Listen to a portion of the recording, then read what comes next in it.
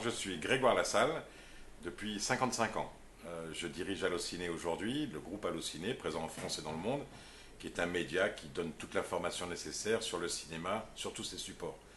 Pour arriver à ce stade, avoir la chance de diriger Allociné, j'ai eu un parcours un petit peu atypique par rapport à des chefs d'entreprise. Vous oubliez l'ENA, vous oubliez les SEC, vous oubliez les MBA, vous prenez juste l'école du cirque, un bac quand même.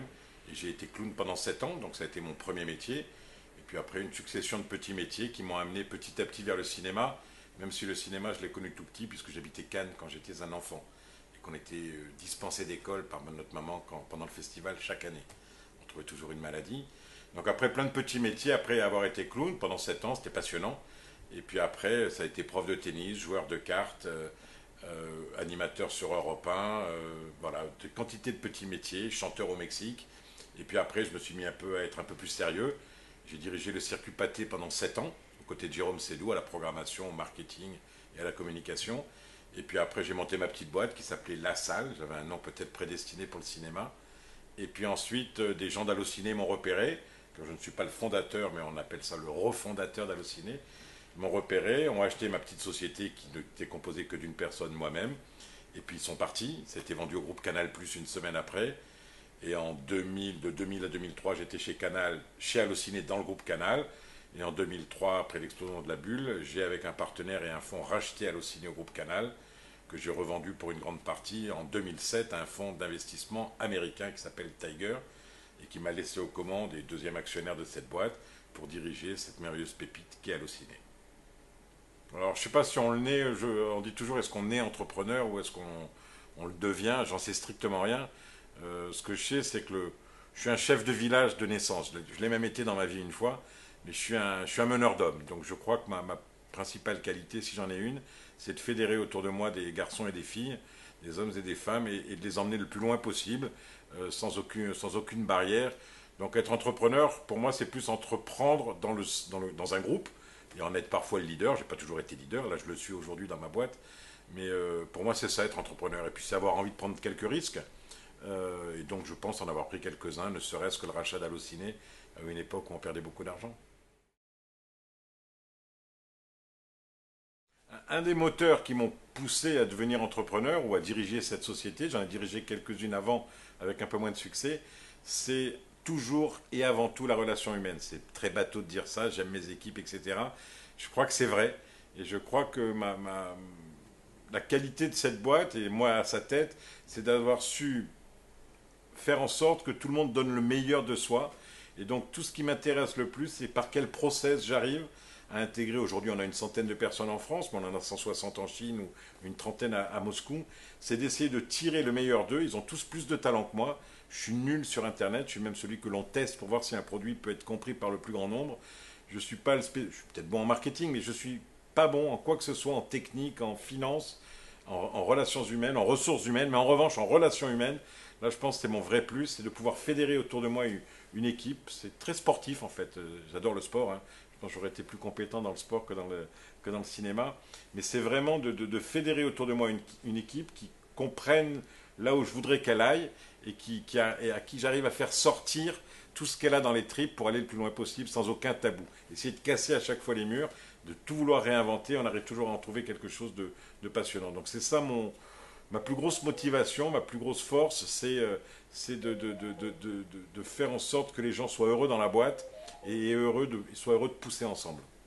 Euh, non, ce qui peut expliquer un petit peu la façon dont j'essaie de manager cette boîte, c'est déjà le bureau où on est ici. Il se trouve que mon bureau, c'est la salle de réunion. Donc toutes les réunions, toute la journée, il y en a des dizaines, ont lieu dans mon dos. Si les gens ne veulent pas parler avec moi ou pas que j'entende ce qu'ils disent, ils vont au bar. Mais la salle de réunion, c'est mon bureau. Voilà déjà un premier type de caractère qui montre bien qu'indépendamment d'être dans un open space, ici tout est totalement transparent. La deuxième chose que j'aime bien, c'est que j'ai bien de petits gags, parce que d'abord je tourne dans pas mal d'émissions, donc je fais le clown, puisque j'ai été clown. Donc je continue. Il n'y a pas un dîner ou un séminaire où je ne fasse pas mes petits tours de magie à la mort moelleux, mais je fais quand même mes tours de magie. J'ai une petite cloche que j'ai ramenée d'Inde. Chaque fois qu'il y a un gros contrat qui est signé, je l'agite dans toute la boîte. Donc c'est tout ça qui, pour moi, fait partie d'un état d'esprit, potache, sincère, transparent, Et une fois que j'arrive à essayer d'inculquer ça à toutes mes équipes, ça descend tout en bas, à tous les niveaux de la boîte. D'abord, il n'y a pas d'assistante dans cette boîte, mais tout le monde, finalement, voit que du haut, il y a une transparence, il y a une honnêteté. C'est très important, l'honnêteté à tout point de vue, non seulement l'honnêteté judiciaire, mais l'honnêteté intellectuelle envers ses collaborateurs, ses supérieurs ou pas. Et donc, c'est tout ça que j'amène dans cette petite boîte. Et ça commence le matin. Mon seul trait de caractère, c'est d'être de bonne humeur du premier au dernier jour de l'année. C'est très énervant pour les autres, mais j'ai la chance d'être toujours de bonne humeur. Et c'est ça que que j'essaie d'inculquer à tout le monde, à toute cette petite équipe de petits jeunes. Ils ont 30 ans de moyenne. Donc voilà, il n'y a pas de règles précises, mais c'est vrai que ma transparence, elle est à tous les niveaux et j'essaie que tout le monde ait cette même transparence au sein de la boîte.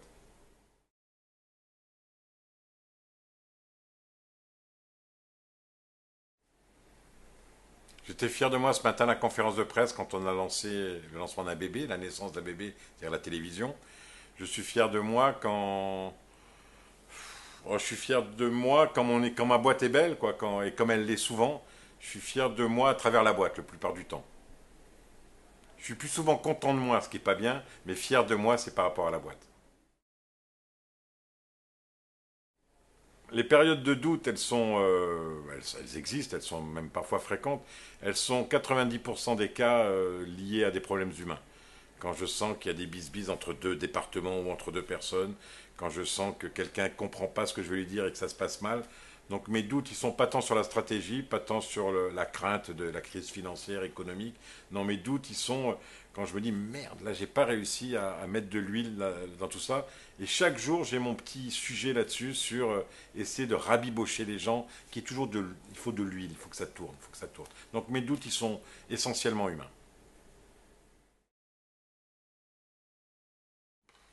Entrepreneur, je l'ai été pas mal de fois. J'ai été dans les bambous, j'ai été dans les jardins, j'ai été paysagiste, j'ai eu une grande aventure dans les bambous. Je suis un grand spécialiste du bambou. J'ai fait plein de petits jobs qui n'ont pas très très bien marché. Je ne sais pas si ça s'appelait entrepreneur, c'était un artisan bidouilleur filou. Là, en revanche, avec Allociné, Pathé, j'étais encore un cadre. Chez Allociné, avant de la racheter, j'étais là aussi un cadre supérieur, celle d'un cadre, un cadre. Et là, c'est vraiment comme Jourdain, c'est en marchant. Maintenant, tout le monde me dit, mais t'es un entrepreneur, on te veut sur un colloque, un congrès. Je suis pas dupe, c'est la boîte qui est magnifique. Il se trouve que je dirige cette boîte. Et donc, je suis devenu un entrepreneur. Alors, c'est un peu vrai quand même. C'est que quand vous vendez une boîte, que vous rachetez, que vous revendez une boîte sur des montants assez importants, pas Google, mais presque, non, sur des montants importants, vous êtes, vous apprenez par nécessité plein de choses en très peu de temps. L'earn-out, comment on va me traiter une fois qu'ils auront la majorité, etc., la gouvernance. Et donc j'ai appris très vite, j'ai essayé d'apprendre très vite tout ça, et depuis, je me sens entrepreneur parce que beaucoup de gens viennent me voir maintenant, des startups, des business angels, et beaucoup de gens viennent me voir, je suis aussi maintenant dans un fonds d'investissement, et donc j'ai cette chance de recevoir plein de dossiers, de voir plein de personnalités, et du coup, à travers leur regard, je deviens un entrepreneur, quoi. Mais en fait, c'est eux qui me voient entrepreneur, alors on va dire que ça le fait. Je me sens tout petit déjà tous les matins parce que j'aurais bien aimé faire 10 centimètres de plus, mais je pense que c'était pas tout petit dans cet esprit-là. Je me sens jamais tout petit. Je pense que ce soit pour Allociné ou pour moi-même, je pense qu'on a tous des forces formidables. Je suis, vous l'aurez repéré, un type qui positive pas mal les choses. Et donc, je me sens jamais tout petit. Non, non, je suis trop grande gueule pour me sentir petit. Alors, je me suis planté souvent. Je me suis planté, je me suis planté à une époque. J'avais voulu fabriquer des nez de clown que je vendais en bas du BHV, des Galeries Lafayette. Ça n'a pas très bien marché. Je me suis planté humainement quand j'ai monté la Bambuserie, une société sur les bambous. Je me suis planté comédien. Je l'ai été 7 ans et je pense que j'étais pas assez doué. Mais c'est pas des vraies plantades. C'est des apprentissages. Les vraies plantades, si on doit prendre ce mot-là, elles sont à venir, mais elles sont à venir. Ou alors je les ai oubliées. Alors le baratin, c'est 24 heures sur 24. Je dis pas le mensonge, je dis le baratin. Je pense que je dis la vérité. Quand je dois écrire un CV, tout le monde me dit barre la moitié. Ma femme me dit mais barre la moitié, c'est pas possible. Personne ne te croit. Si c'est vrai. Et tout ce que je raconte est vrai. En revanche, baratiner au sens Je suis un camelot, donc j'aime bien vendre Allociné, ça c'est la première des choses. Donc je survends ma boîte parce que je l'adore. Et je survends mes enfants, je survends mon petit chat, je survends mon taxi anglais, je baratine, mais je ne mens pas. Je frime, mais je ne mens pas. Alors, mon optimisme, il y a deux façons de le voir. Je suis optimiste de nature, par nature je suis optimiste, donc je me dis que le problème de la Grèce, ça va passer, le problème de l'Italie, ça va passer, qu'il y aura moins de guerre et que Nicolas Sarkozy sera plus président. Donc tout ça, je suis optimiste. Mais en revanche, quand on est un petit peu des merdards et qu'on baratine toute la journée, les situations difficiles, c'est là où on s'amuse le plus. Donc j'ose dire, même si je suis chef d'entreprise et père de famille, etc., j'ose dire que la petite anarchie, je ne vais pas du tout dans la violence ni tout ça, mais j'aime bien parce que c'est là où les filous, je vous ai parlé d'avoir été un peu filou à une époque, c'est là où on s'amuse comme des fous, quand il y a des opportunités. Donc je suis optimiste par nature, et quand bien même ça roulerait pas très bien, je reprends mes valises de clown et puis je ferai du jonglage et ça ira très bien. Quand est-ce que je suis heureux c'est dramatique, mais depuis, euh, depuis que j'ai souvenir de ce que je suis, et je dis pas que c'est une réussite, je suis loin d'être une réussite, il y a plein de choses vilaines, des bêtises, des cancres, faire de la peine à mes parents, etc. Mais je vais vous faire une confidence. J'ai perdu ma mère il y a 2 jours, et j'ai jamais été aussi heureux maintenant, comme quoi j'aime tellement la vie que voilà. Donc je suis heureux tout le temps.